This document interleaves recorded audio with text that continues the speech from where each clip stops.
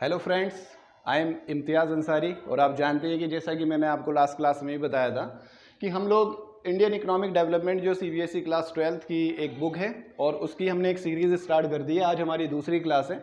Last class में मैंने आपको इंट्रोडक्शन दिया था अच्छे से और मैंने आपको बताया था कि हम डिस्कस करेंगे सिक्स एस्पेक्ट ऑफ या 6 सेक्टर ऑफ इंडियन इकोनॉमी या 6 different parts of the Indian economy, ठीक है। या फिर हम इंडियन इकोनॉमी को स्टडी करेंगे इन द 6 डिफरेंट फेसेस और उसमें सेकंड क्या था, इंडस्ट्रियल सेक्टर, ठीक है दोस्तों।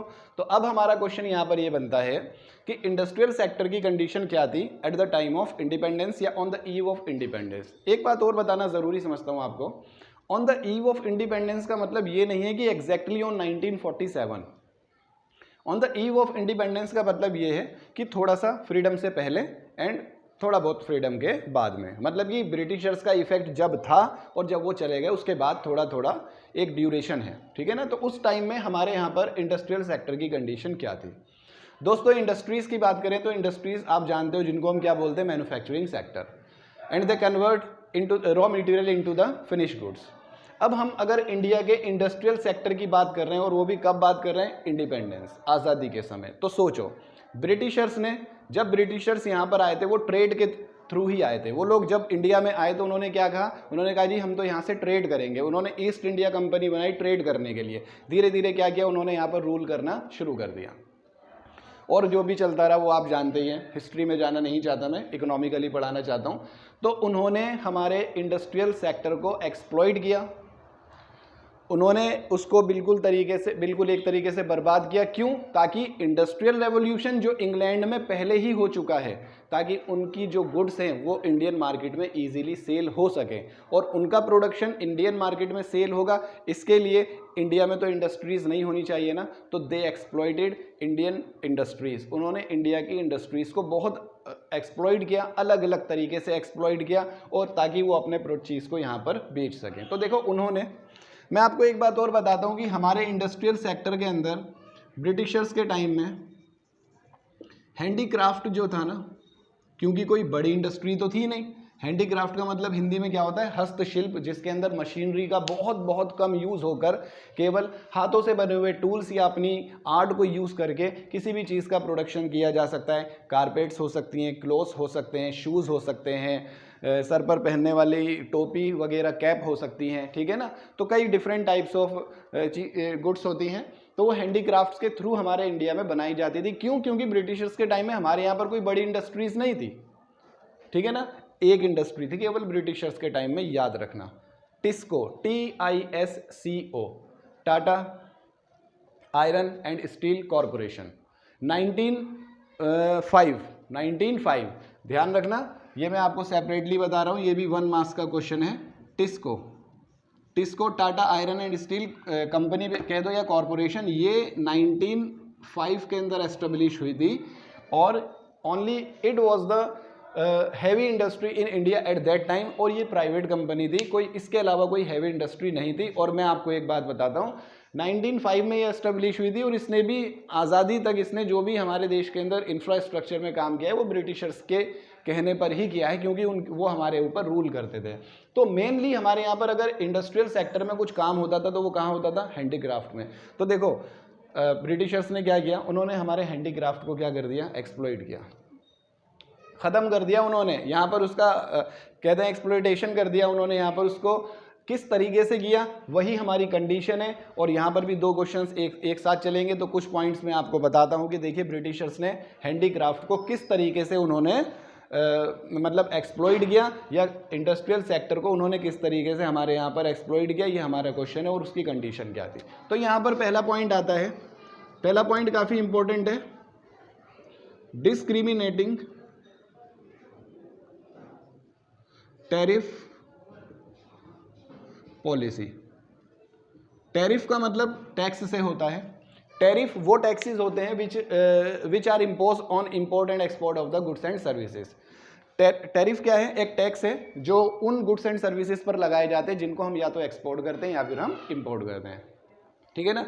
मतलब across the border of the countries जो भी ट्रेड होता है उनके ऊपर टैक्सेस क्या कहलाते हैं, टैरिफ कहलाते हैं। अब ब्रिटिशर्स के टाइम में फ्लैशबैक में जाना पड़ेगा, अब की मत सोचो, पुराने टाइम में चले जाओ, अपना पुराना जन्म याद कर लो, बहुत पुराना वाला, ठीक है। तो टैरिफ पॉलिसी, तो देखो ब्रिटिशर्स ने क्या किया, उन्होंने एक अलग तरीके की पॉलिसी बनाई। क्योंकि देखो मैंने आपको क्या बताया कि इंग्लैंड के अंदर, ब्रिटेन के अंदर इंडस्ट्रियल रेवोल्यूशन हो चुका था, मतलब औद्योगिक क्रांति, मतलब वहाँ पर इंडस्ट्रीज डेवलप हो चुकी थी और उन्हें अपनी इंडस्ट्रीज को रन करने के लिए क्या चाहिए, रॉ मटेरियल। तो उन्होंने क्या किया, उन्होंने इंडिया से एक्सपोर्ट होने वाला जो रॉ मटेरियल था ना, उसके ऊपर से टैक्सेस को क्या कर दिए, कम कर दिया। ठीक है, ये पहला काम। क्यों, ताकि उन लोगों को जब रॉ मटेरियल मिलेगा तो वो उनको थोड़ा सा सस्ता मिलेगा, लो रेट में मिलेगा। ठीक है ना, चीप मिलेगा।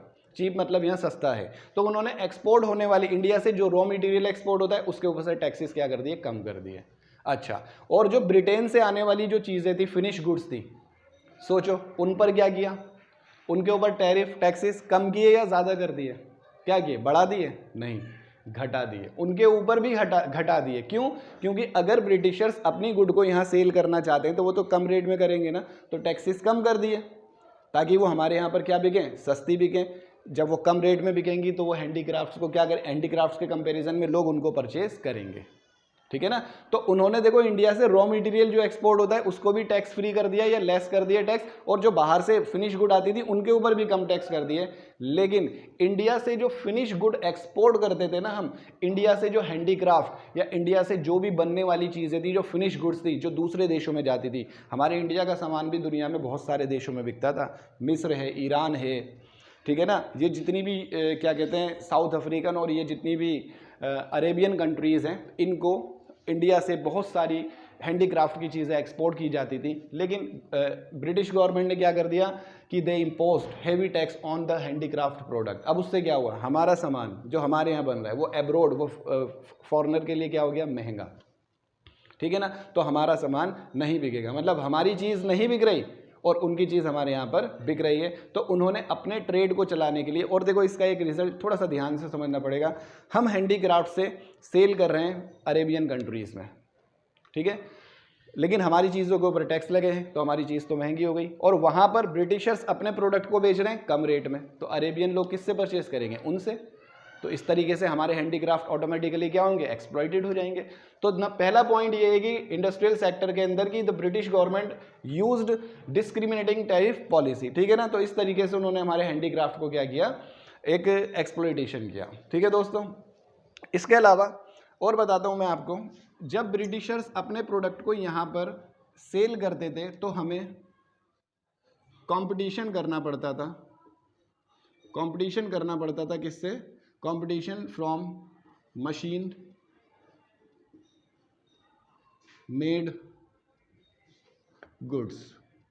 क्योंकि जो गुड्स मशीन मेड गुड्स हैं, जो इंग्लैंड में, ब्रिटेन में बनकर तैयार हुई हैं, वो हमारे इंडिया में बिक रही हैं। देखो उन गुड्स की क्या खास बात थी, एक तो वो सस्ती थी, चीप, कम रेट में आती थी, दूसरी ड्यूरेबल भी थी, तीसरी इजीली अवेलेबल है। हैंडीक्राफ्ट में क्या होता था, प्रोडक्शन में टाइम लगता था, रेट जो होते थे वो ज़्यादा होते थे और इजीली अवेलेबल नहीं होती थी। तो अब लोग किसको परचेस करेंगे, लोग परचेस करेंगे जो प्रोडक्शन कहाँ से, किससे हुआ है, मशीन से। तो the handicraft products had to face the competition from the machine made product. तो उन्हें कंपटीशन करना पड़ा और वो कंपटीशन में उनके सामने खड़े नहीं हो पाए। तो इस वजह से क्या हुआ, हमारा जो हैंडी क्राफ्ट है गॉट एक्सप्लॉइटेड, या फिर उसको वो धीरे धीरे क्या हो गया, मतलब अपने लो लेवल पर आने लगा। ठीक है दोस्तों, तो ये दूसरा ये काम होने लगा। देखो ब्रिटिशर्स ने एक काम और किया, मैं आपको बताता हूँ। उन्होंने हमारे यहाँ पर है ना, उन्होंने हमारे यहाँ पर कुछ प्रिंसली कोड हुआ करते थे। क्या हुआ करते थे, प्रिंसली कोड। प्रिंसली कोड का मतलब क्या होता है, जैसे राज दरबार, पुराने राजा महाराजा हमारे यहाँ पर हुआ करते थे। प्रिंसली स्टेट्स या कोड भी कहते थे। जैसे आपको पता होगा कि हमारे देश में अलग अलग राज्य में अलग अलग राज्यों के, जैसे महाराष्ट्र में महाराणा प्रताप, झांसी में रानी झांसी रानी, ठीक है ना, कित्तूर अलग एक रानी थी, चेन्नम्मा। तो अलग अलग स्टेट्स के अंदर अलग अलग हमारे राजा महाराजा हुआ करते थे। लेकिन उन्होंने, जो ब्रिटिशर्स थे, उन्होंने जो प्रिंसली कोड थे ना, उन्होंने उनको सपोर्ट, उन्होंने क्या कर दिया, उन्होंने उसको एक्सप्लॉइट किया, उनको धीरे धीरे ख़त्म कर दिया, डिसअपियर कर दिया। उन्होंने उनको क्या कर दिया,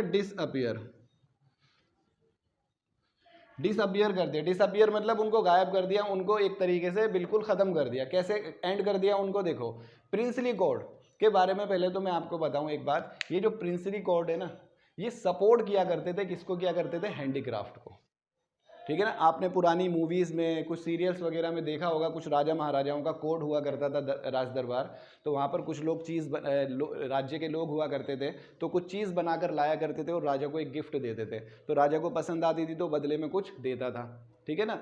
तो फिर वो बंदा क्या करता था, उसी तरह की चीज़ों का प्रोडक्शन करता था और पूरे अपने स्टेट्स के अंदर सेल वगैरह करता था, और लोग भी परचेज करते थे। क्यों? क्योंकि वो सोचते थे कि अरे भाई ये चीज़ तो राजा के पास है तो हमारे पास भी होनी चाहिए, तो वो उस तरीके से उसका एक सिस्टम चलता था। तो इस तरह से जो princely court supported the handicraft at the time of independence, लेकिन द ब्रिटिश गवर्नमेंट डिसअपियर्ड, उन्होंने गायब कर दिया इनको by different policies, by wars and different policies. उन्होंने पॉलिसीज बनाई, वॉर्स, या तो उन्होंने क्या किया, किस तरीके से उन्होंने क्या किया, या तो उन्होंने वॉर किए, उनसे युद्ध कर लिया, ठीक है ना। जैसे हैदराबाद, मैसूर, वहां पर क्या हुआ, टीपू सुल्तान उससे लड़ाई लड़ी, उसको हराया, उसका राज्य अपने कब्जे में कर लिया, ठीक है। और या फिर उन्होंने क्या किया, कुछ पॉलिसीज बनाई, ठीक है ना, कुछ उन्होंने पॉलिसी बनाई, पॉलिसीज जैसे जो झांसी की रानी, तो झांसी पर उन्होंने क्या रूल बना दिया कि अगर किसी भी राजा का कोई अपनी संतान, अपना लीगल हेयर नहीं होगा, तो उसका जो भी मतलब कोर्ट होगा, जो भी उसका मतलब एरिया होगा, उस सब को वो क्या करेंगे, वो उसको अपने ब्रिटिश गवर्नमेंट के अंदर या ब्रिटिश एम्पायर के अंदर मिला लेंगे, उनके एम्पायर को ब्रिटिश एम्पायर में मिला ले। तो इस तरीके की उन्होंने कुछ पॉलिसीज, कुछ कभी कभी वॉर से उन्होंने क्या किया, प्रिंसली कोड को टोटली डैमेज्ड कर दिया। और उन्होंने, क्योंकि ये सपोर्ट करते थे हैंडीक्राफ्ट, तो हैंडीक्राफ्ट और हमारा इंडस्ट्रियल सेक्टर इसकी वजह से बहुत टाइम तक एक्सप्लॉइट होता रहा, ठीक है ना। तो ये तरीके हैं जिस तरह से उन्होंने हमें यहाँ पर क्या किया, हमारे हैंडीक्राफ्ट को या इंडस्ट्रियल सेक्टर को उन्होंने एक्सप्लॉइट किया, ठीक है दोस्तों। इसके अलावा कुछ और बातें भी आती हैं, जैसे कि हैंडीक्राफ्ट को लो लेवल पर लाने में कुछ और भी बातें थी। जैसे एक पॉइंट है, वो पॉइंट है new pattern of demand. New pattern of demand, इसका मतलब ये है कि न्यू पैटर्न ऑफ डिमांड, देखो जब ब्रिटिशर्स इंडिया में आए, उन्होंने ट्रेड किया और उन्होंने अपने यहाँ बनी हुई चीज़ों को हमारे यहाँ पर सेल करना स्टार्ट किया। तो दोस्तों हमारे यहाँ पर कुछ लोग, हमारी सोसाइटी का एक पार्ट ऐसा था जो उनकी गुड्स को बेटर मानता था, अच्छा मानता था, किसके कंपैरिजन में, हैंडीक्राफ्ट के, और होती भी थी, ठीक है। क्योंकि मैंने आपको बताया वो चीप भी हैं, इजीली अवेलेबल भी हैं, वो ड्यूरेबल भी हैं और आराम से मिल जाती हैं, ठीक है ना। तो वो अच्छी भी हैं देखने में, ठीक है। तो लोग क्या करते थे, उन हैंडीक्राफ्ट को छोड़कर, अब जैसे ये वही बात हो गई मेरे दोस्तों, अब से 20-25 साल पहले हम लोग, जब हमें कपड़े चाहिए होते थे ना, हम क्लॉथ लेकर आते थे और हम टेलर के पास जाते थे, तो हम टेलर से अपना साइज वगैरह देकर उससे सिलवाते थे। और आज हम उसको प्रेफर नहीं कर रहे, आज हम किसको प्रेफर कर रहे हैं, रेडीमेड गारमेंट्स को, ठीक है ना। तो उसके पर तो असर पड़ेगा। Similarly at that time a new class of the society emerged, एक नई क्लास इमर्ज होती है और जिसने क्या किया, एक डिमांड की, ठीक है। और इन्होंने किसकी डिमांड की, इन्होंने उन्हीं गुड्स की डिमांड की जो हैंडीक्राफ्ट नहीं बनाता था, बल्कि कौन बनाता था, ब्रिटिशर्स बनाते थे। तो इसकी वजह से भी क्या हो गया, हैंडीक्राफ्ट धीरे धीरे क्या हो गया, एक्सप्लॉइट हो गया, ठीक है ना। तो ये जो 4 बातें हैं, और एक बात और मैं आपको बताता हूँ, ये पॉइंट भी इस चैप्टर के अंदर कई बार आएगा। जब कोई पॉइंट कॉमन होता है, कई बार आता है, तो मैं कहता हूँ कि उसको एक बार भी ध्यान से समझ लो, ताकि वो कभी भी आए आप उसको उसी तरीके से लिख दो। देखो यहाँ पर पता है क्या है, यहाँ पर एक वर्ड है डेवलपमेंट ऑफ, इंफ्रास्ट्रक्चर भी बोल सकते हैं, लेकिन हम यहाँ पर रेलवे लिखेंगे, स्पेशली रेलवेज, और साथ में मैं क्या लिखूंगा, एक वर्ड और लिख दूंगा यहाँ पर, पोर्ट्स। तो railways and ports, Britishers has developed a railway lines, a better railway system and different ports. Ports आप जानते हैं जहाँ पर शिप्स वगैरह आकर रुकते हैं। द कोस्टल लाइन पर जो पोर्ट्स होते हैं, जैसे मुंबई है, कांदला है, कोलकाता है, मद्रास, चेन्नई जिसे आप कहते हैं, ये सब पोर्ट्स हैं हमारे। तो उन्होंने हमारे यहाँ पर रेलवे को डेवलप किया in the different parts of the internal part of the country, connect किया उन्होंने, और पोर्ट्स को भी डेवलप किया। तो देखो ये काम हमारे लिए ये जो पॉइंट है ना, ये ब्रिटिशर्स का पॉजिटिव इफेक्ट भी है इंडिया के लिए, क्योंकि उन्होंने हमारे यहाँ पर रेलवे को, रोड्स को एंड पोर्ट्स को डेवलप किया। लेकिन किस लिए किया? उन्होंने अपने बेनिफिट्स के लिए किया। क्यों किया? क्योंकि पोर्ट्स को इसलिए डेवलप किया ताकि ब्रिटेन से ब्रिटिशर्स की जो गुड्स हैं वो ईजिली यहाँ पर आ सके और यहाँ से जो रॉ मटेरियल है वो ईजिली वहाँ पर जा सके। पोर्ट्स, रेलवे को डेवलप किया, internal part of the country. क्यों? ताकि वो अपने प्रोडक्ट को different parts of the country, अलग अलग जगह पर पूरे इंडिया के अंदर सेल कर सके। ठीक है ना? तो अब जब वो डिफरेंट पार्ट्स अलग अलग जगहों पर सेल कर रहे हैं, पोर्ट से भी कनेक्ट कर दिया, तो हैंडीक्राफ्ट गॉट एक्सप्लॉइटेड। ये सब इस वजह से हुआ। तो रेलवे वाला पॉइंट पॉजिटिव इंपैक्ट भी है, ये हैंडीक्राफ्ट या इंडस्ट्रियल सेक्टर के ऊपर भी नेगेटिव इफेक्ट डाल रहा है एक तरीके से। ठीक है ना? अब ये सारी चीज़ें जो मैंने आपको 5 पॉइंट्स मैंने आपको यहाँ पर बता दिए मेरे दोस्तों, ये कॉजेज भी हैं। कॉजेज ऑफ किसके हैं? एक्सप्लॉइटेशन या डीके। डीके क्या होता है? पतन। जब कोई चीज़ नीचे की ओर जाती है, डाउन होती है, तो उसके भी कॉजेज हैं ये। ठीक है ना? या इसे इस तरह से भी लिख सकते हैं कि how was the industrial sector was affected by the Britishers policy. कैसे उनसे वो अफेक्टेड था। Causes of exploitation, causes of DK of industrial sector या हैंडीक्राफ्ट। तो ये सब पॉइंट हमारे इंडस्ट्रीज के अंडर में आते हैं। तो फाइनली मिलाकर मेरे दोस्तों, आज की क्लास की जो फाइनल मतलब एक शॉर्ट में अगर मैं कहूँ तो इंडस्ट्रियल सेक्टर जो हम जानते हैं, आज भी फुल्ली हम इंडस्ट्रियल सेक्टर हमारा फुल्ली डेवलप्ड नहीं है। Eight the time of independence, Britishers के टाइम में जब वो हमारे यहाँ पर थे, तो हमारे यहाँ पर मेन इंडस्ट्रीज में क्या होते थे? हैंडीक्राफ्ट, स्मॉल इंडस्ट्रीज थी। एक ही बड़ी इंडस्ट्रीज थी, टिस्को। ठीक है, उसका भी कोई इतना इंपॉर्टेंस रोल नहीं था। तो ब्रिटिशर्स ने आकर सबसे पहले टैक्सेशन पॉलिसी को अलग किया। टैक्सेशन पॉलिसी में याद करना, रॉ मटेरियल एक्सपोर्ट हो रहा है इंडिया से, टैक्स फ्री या लो टैक्स। बाहर से गुड्स आ रही है बनकर, उन पर भी टैक्स कम, लेकिन जो इंडिया से फिनिश गुड्स है उन पर ज़्यादा। मशीन मेड प्रोडक्ट से हमें कॉम्पिटिशन करना पड़ा, तो the handicraft would not be able to compete with the new goods of industrial sector। तो इस वजह से वो गेट एक्सप्लॉइटेड। प्रिंसली कोर्ट जो सपोर्ट किया करते थे, तो उन्होंने वॉर से, पॉलिसीज से उन्होंने क्या किया? उनको डिसअपियर कर दिया। फिर न्यू पैटर्न ऑफ डिमांड, लोगों ने उनकी गुड्स को पसंद भी किया। ठीक है ना? क्योंकि उनकी गुड्स हमारी हैंडीक्राफ्ट से बेटर हुआ करती थी, जिसका एग्जाम्पल मैं आपको बीच में दे चुका। ठीक है? और development of the railway and ports को उन्होंने डेवलप किया ताकि वो उनका प्रोडक्शन हमारे पूरे इंडिया के अंदर डिफरेंट पार्ट्स में सेल हो सके। तो इस तरीके से हमारा इंडस्ट्रियल सेक्टर गॉट एक्सप्लॉइटेड। तो ये हमारे कॉजेज, ये मैंने आपको पूरा समझा दिया। समझे दोस्तों? तो अब हमारे 2 एस्पेक्ट इस चैप्टर के हो जाते हैं। इसके बाद हम फॉरेन ट्रेड या डेमोग्राफिक प्रोफाइल, वो ज़्यादा बड़े नहीं है, तो उनमें कोशिश करूंगा कि एक ही क्लास में 2 कॉन्सेप्ट जो है मैं एक साथ कराऊंगा। ठीक है दोस्तों? आप इसको पढ़िए अच्छे से, और फिर नेक्स्ट क्लास के अंदर इसी चैप्टर को हम, इसी टॉपिक को हम आगे बढ़ाएंगे। ठीक है दोस्तों? आज के लिए इतना ही काफ़ी है। Thank you very much.